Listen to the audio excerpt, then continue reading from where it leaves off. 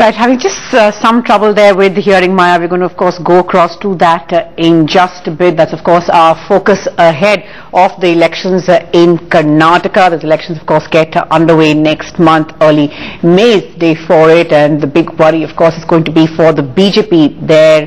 Are they really bracing for a loss in Karnataka? That being the big question. We're just going to try and go across to that in just a bit, but of course that is our special focus. In fact, on the program on Prime Time over the next couple of weeks, we are going to be looking at issues that people of Bangalore are facing. How are voters gearing up for the big vote, for of course the big day? Not so much on what the politicians have to say, but what the Aam Aadmi thinks, and all those citizens for change are hoping for change over there. While we're looking at all of that, we're still trying to get that special with Maya Sharma up. We'll do that in just a bit. But if you're in Bangalore and have any suggestions really on what you want to say, if you want your voice to be heard, remember you can always write into us at feedback@ndtv.com. I beg your pardon. That of course is going to be something that we're going to be trying to incorporate into our programs. Of course, on Saturday there's also going to be a walk for change, as they're calling it, in Karnataka there. And more on Bangalore now. In fact, we can go across to Maya and hear how voters in Bangalore are fighting politics with politics.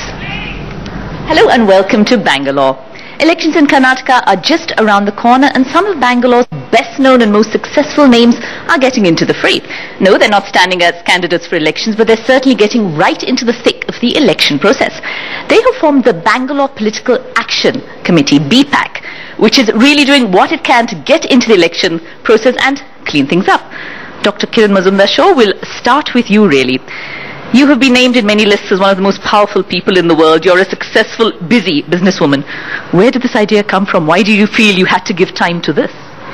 Well, it's something that I feel very strongly about as a Bangalorean, to see the city deteriorate in every aspect. And you know that a lot of this is due to, political malfunctioning or political neglect. And we felt as a group of people that it is very important for us as citizens to engage with the political ecosystem, because it's no longer acceptable that we can be armchair critics. I think we just have to engage with the political process. BPAC's agenda is very clear. We want to build a better Bangalore. We want to do it through better governance, which will deliver a better quality of life, which will really then engage all citizens to make this city a model city for the country. Now, Mr. Mohandas Pai, you've had a successful career yourself. You've achieved a lot of things, but very ambitious, isn't it, to get urban voters to get out there and vote? We all know urban voters just don't care. Well, that's true that urban voters are getting very frustrated. They don't want to go and vote. They've given up. They feel the vote has got no value. But like Kiran says, every vote has got a value. We have to understand that the city belongs to us, not to the political leadership. It's our city. We have to reclaim the city from people who have taken the city away from us. Mr. Harish Pichor, you of course are known as the brand guru. Isn't it too late really for the image of politics, for the image of Karnataka politics? Let me put it this way. There's been plenty of Nataka in Karnataka, and I think the last 5 years have seen plenty of it. But I personally don't believe it's too late, because I do believe, most of us who live in cities, and city audiences are becoming bigger because, 33% of the population of Karnataka lives in cities, and Bangalore is one of the big magnet cities, not only for people within India, but worldwide. So I do believe we have a brand stake here, Bangalore. Brand Bangalore. So if you really ask me, most of us, people sitting around this panel, and also people, who live in middle class society, most of us are seen to be people who talk the talk. We are not seen to be people who walk the talk. So I do believe BPAC today represents our entire intention to not only talk the talk, but really, walk the talk as well. Make that difference, absolutely. Now, Nurain Fazal, you've worked around the world, but you are a diehard Bangalorean. Your family has been here for generations now. Is there a chance that BPAC may be looked at as an elitist organization? You're all supremely successful people who are behind this movement. Is there a feeling it may not address the vast majority, that it's just for the privileged few? Okay, firstly, it depends on what you mean by the word elite.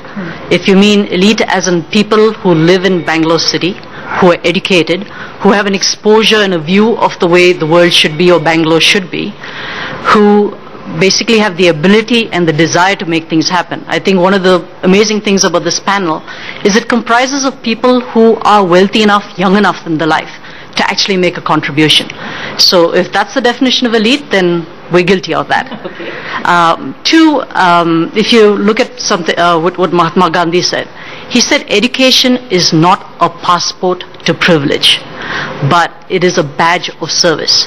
And I think that's a badge we all wear very proudly. Who led our independence struggle? Mahatma Gandhi, barrister from London, Jawaharlal Nehru, again a barrister from London, and then you had Lajpat Rai, then you had Gokhale, then you had Subhash Chandra Bose, you had Maulana Azad. They were highly educated, articulate people. They were very successful professionals. They gave up everything to lead this country to freedom. And if you call them the elite, so be it. They are the educated elite and they have to lead society. Revati Ashok, one of the stated aims of BPAC was to look for clean candidates who could be supported and encouraged. What really are the criteria that you're looking at when you talk about clean candidates? What are you hoping to find, and have you found anyone? Well, every citizen looks for a dream candidate. The citizen looks for somebody who's educated, who can lead people, who has the education, necessary education, who doesn't have a criminal background, and people who are committed to society, wanting to make a difference and wanting to do this for society, and a clean politics. And that's what people look for. And then plenty of people around, and we have seen in our short span, we have found several people who are extremely good, committed, passionate, who can make a difference and who feel they want to make a difference. Does PPAC itself, do the members itself have political ambitions? Do we see any of you standing for elections in the future? Well, you know, that's one sacrosanct rule that we all want to adhere to, which is we should not directly be a part of the political system. We must engage with the political system from the outside, because only then can we influence change, because that's the way I think BPAC can actually provide that very agnostic platform, a very neutral platform, where we can then basically look at candidates from any political party and say that this candidate is a good candidate. And I don't think we should take sides at all. Regardless of party, if there's a good person in the BJP or the JDS or the Congress or the KJP, you could identify them. But wouldn't it also be that perhaps if you jump in and get your hands dirty and make the change from the inside, would that be possible? I don't think that's the view, we share. I think we share the view that we must be non-partisan, and the only way you can do that is not to be a part of any political party. What do you feel about this? I mean, will we never see Mohandas Pai MLA? No. We are very sure that anybody has a political ambition has to step down. We at BPAC would like to come up with a report card which actually basically assesses the performance of any elected candidate, okay? And on certain specific yes, absolutely, and share it with the people at large. And it is, it's for the people to evaluate performance, and that will be basically shared by BPAC very openly and transparently. In addition to that, if there are candidates who BPAC endorses, okay, we will get a commitment from that candidate in terms of what they are promising in their constituencies or their wards or their particular spaces, and then we will measure them on how they are delivering on those commitments. Over a period of time, I think cities need to wake up. And I think this is what's happening. We are asking for a kind of an accountability from our political leaders. And I think we are not only talking about it, because all of us love to do that, but we are actually walking the talk. Why should political parties listen to us? The one language which political parties understand is vote bank politics.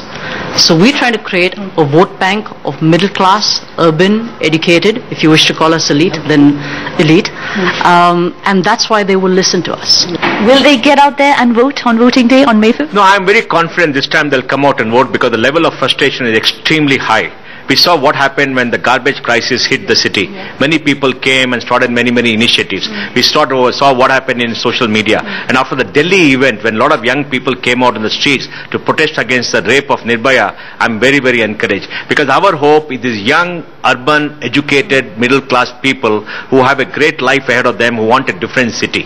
Now we have seen our city in the last 25-30 years. We are middle-aged people, but we want to give them a platform, and these people have the whole life ahead of us, and it is up to them to come and vote, and they vote. They will see the difference in the next 5, 7, 10, 12 years. There's a new wave. There's a new wave, and BPAC is going to be part of that? Yeah, I think so, because we are talking to younger cities. You know, the total, when you look at the Indian demographics, 54% of the population of India is below the age of 25.